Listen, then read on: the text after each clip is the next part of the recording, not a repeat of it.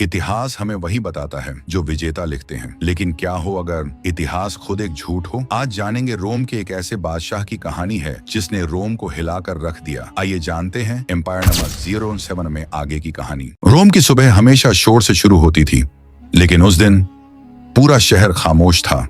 न बाजारों की आवाज, न सैनिकों की पदचाप, न सीनेट की बहस।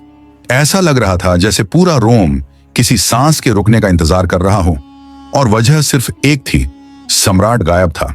सीनेट हॉल के दरवाजे खुले थे, संगमरमर के खंभे खड़े थे, ताज सजा हुआ था, लेकिन सम्राट की कुर्सी खाली थी। फिर भी एक दूत आगे आया और फरमान पड़ा, आज से अनाज पर नया कर लगेगा। सीनेटर एक दूसरे को देखने लगे। किसी ने हिम्मत करके पूछा, यह आदेश किसने दिया? दूत ने सिर झुका लिया। सम्राट का आदेश है, लेकिन सवाल वही था, जब सम्राट दिखा ही नहीं तो हुक्म किसका है? रोम में अफवाह फैल चुकी थी। कुछ कहते सम्राट बीमार है, कुछ कहते उसे मार दिया गया, और कुछ फुसफुसाते सम्राट मर चुका है, लेकिन उसका डर अब भी जिंदा है। जो भी ज्यादा सवाल पूछता वो अगले दिन शहर में नहीं दिखता। न लाश मिलती, न नाम, बस इतिहास से एक पंक्ति गायब हो जाती। सीनेटर लूसियस रोम का सबसे पढ़ा लिखा आदमी था। वो तलवार से नहीं, दिमाग से लड़ता था। उसने नोटिस किया, हर आदेश एक ही मुहर से आता है, रोमन ईगल, लेकिन सम्राट की हस्ताक्षर नहीं। लूसियस बोला, अगर राजा जिंदा है तो सामने क्यों नहीं आता?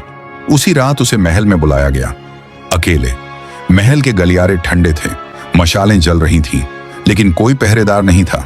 एक बंद दरवाजा, अंदर सिर्फ एक आदमी, एक बूढ़ा लेखक जो पत्थर की मेज पर इतिहास लिख रहा था।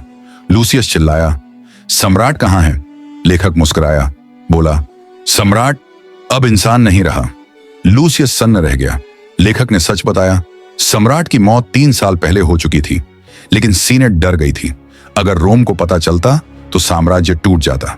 इसलिए सम्राट को कागजों में जिंदा रखा गया। हर कानून, हर सजा, हर कर डर के नाम पर चलता रहा।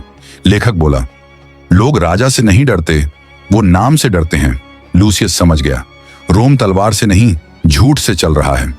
अगली सुबह सीनेट में उसने सबके सामने कहा, आज सम्राट बोलेगा। पूरा रोम इकट्ठा हो गया।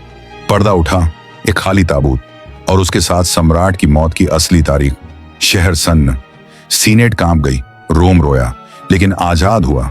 नया सम्राट चुना गया, और वो बूढ़ा लेखक, वो किसी और शहर चला गया, क्योंकि उसे पता था जहां इतिहास लिखा जाता है वहीं असली सत्ता होती है। याद रखिए, हर ताज पहनने वाला राजा नहीं होता, और हर कत्ल में खून नहीं बहता। कभी कभी एक पूरी सल्तनत सिर्फ एक झूठ पर खड़ी होती है, और जब झूठ गिरता है तो इतिहास बदल जाता है।